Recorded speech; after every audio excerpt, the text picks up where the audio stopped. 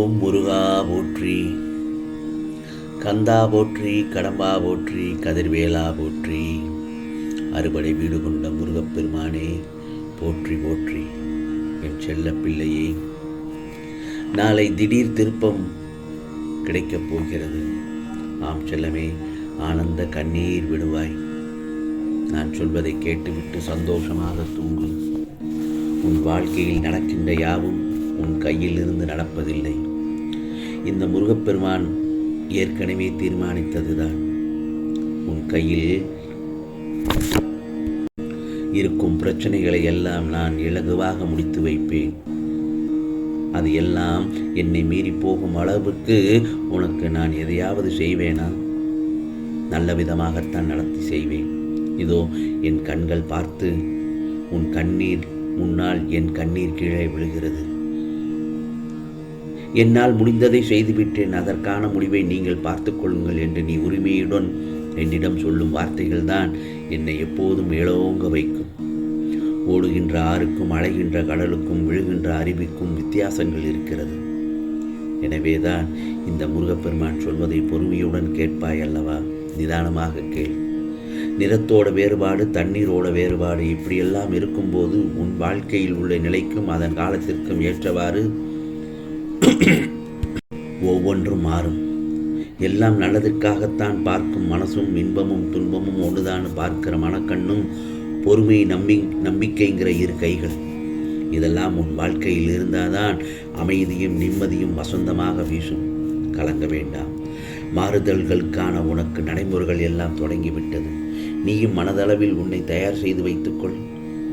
புதிய வாழ்க்கைக்கு என் பாசமும் என்னோட அருளும் என்னோட அன்பும் என்னோட உயிரும் என்னோட மூச்சும் என்னுடைய பிள்ளையான உனக்கே இந்த முருகப்பெருமான் உனக்கு அருள் பாலிக்கிறேன். இப்பொழுது சந்தோஷம்தானே? என் முழு மனதில் இடம் பிடித்த உனக்கு என் அன்பும் அருளும் ஆசையும் எப்பொழுதும் உண்டு. கவலைப்படாதே.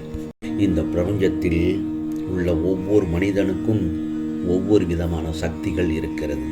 அதுபோலத்தான் உன்கிட்டையும் ஒரு சக்தி, அதாவது ஒரு உன்னதமான திறமை இருக்கு என்று நான் சொல்கிறேன்.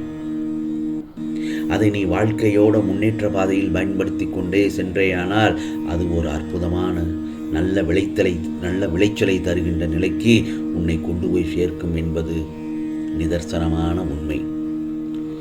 உன்கிட்ட உள்ள திறமையை நீ குறைத்து மதிப்பிட வேண்டாம். உன்கிட்ட என்னதான் இல்லை சொல் பார்க்கலாம். உன்கிட்ட அறிவு இல்லையா? நல்லதொரு திறமை இல்லையா?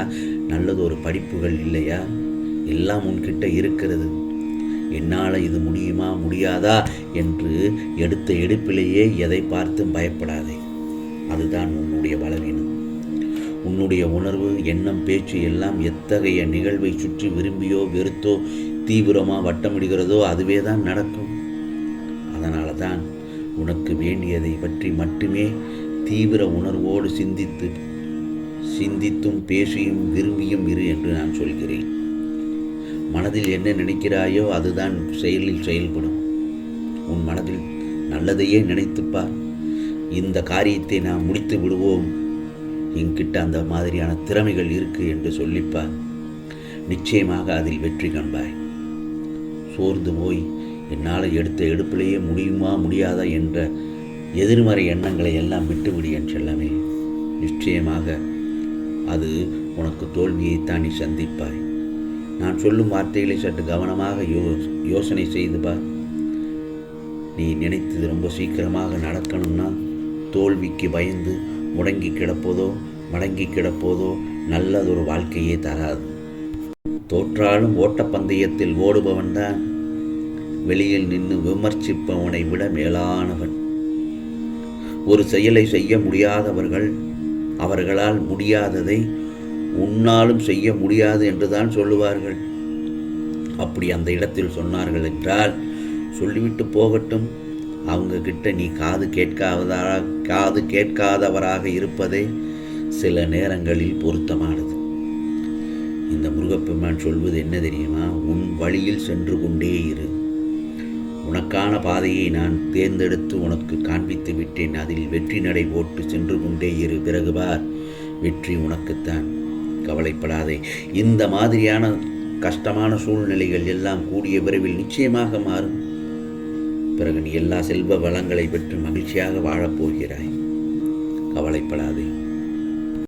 இந்த முருகப்பெருமான் எப்பொழுதுமே உனக்கு எல்லா காரியமும் தடையில்லாமல் நடப்பதற்கான வழிமுறைகளைத்தான் நான் சொல்லிக் கொண்டு வருகிறேன். எண்ணம்ங்கிறது தான் வாழ்க்கை.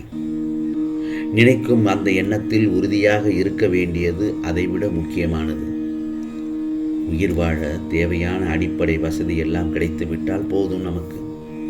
நமக்கு கிடைக்கின்ற ஒவ்வொன்றுமே நம்முடைய மகிழ்ச்சி கணக்கில் கூடிக்கொண்டே போனால் என்ன நடக்கும்னு தெரியுமா?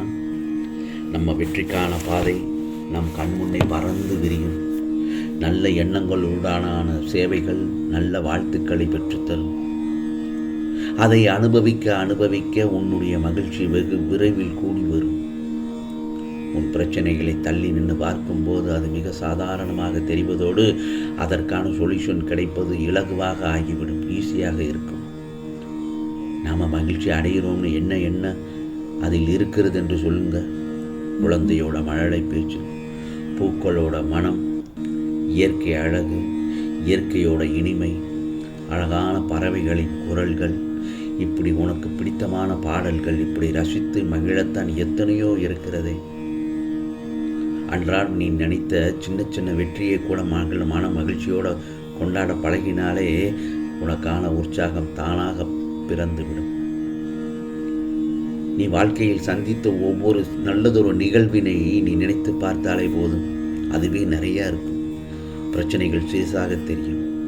ஏனென்றால் வாழ்க்கையில் நம் அன்றாடம் நிறைய சந்தோஷங்களை அனுபவிக்கிறோம், சந்தோஷங்களை பகிர்ந்து கொள்கிறோம், சந்தோஷங்களை தாண்டி தான் வருகிறோம்.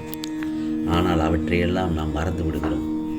பிரச்சனைகளை மட்டும்தான் உன் கண்முன் புதாகரமாக நினைத்து அதையே நினைத்து உன் வாழ்க்கையை நீ தோற்று போகிறாய். சின்ன சின்ன நிகழ்வுகளை எண்ணி மகிழ்ந்தாலே போதும். அதுவே உனக்கு வெற்றிக்கான பாதையை தேடி வரும். நீ எடுக்கும் எல்லா முயற்சிகளிலும் உனக்கு வெற்றி நிச்சயம். அப்படி இருந்தால் நம்பிக்கையோடு செயல்பட வேண்டும். அப்படி வெற்றி கிடைக்க எந்த வேண்டுதல் என்றாலும் 100% நடக்க அதிக சக்தி வாய்ந்த வழிமுறை என்னவென்றால், தினமும் காலையில் எழுந்தவுடன் நாளைய பொழுது உனக்கு நல்ல பொழுதாகத்தான் அமையும். அந்த காலை எழுந்தவுடன் இந்த முருகப்பெருமானை மனதார நினைத்து ஓம் முருகா சரணம் அல்லது உன்னால் முடிந்த ஓம் முருகா முருகா என்று ஒரு 108 தடவை சொல் பார்க்கலாம். அன்றைய பொழுது உனக்கு நல்ல பொழுதாக விடிந்து நீ நினைத்ததெல்லாம் நிச்சயமாக நடக்க இந்த முருகப்பெருமானின் ஆசீர்வாதம் நிச்சயமாக உண்டு. நான் சொல்வதை கேட்டுவிட்டாய் அல்லவா? நிம்மதியாக தூங்கு என் செல்லமே. உனக்கான பொழுது நல்ல பொழுதாக விடியும். உனக்கானது எல்லாம் நிச்சயமாக நல்லது நடக்கும். நல்லது மட்டுமே நடக்கும். அதுவும் நன்மையாகவே நடக்கும். ஓம் சரவண பவ. ஓம் சரவண பவ. ஓம் சரவண பவ.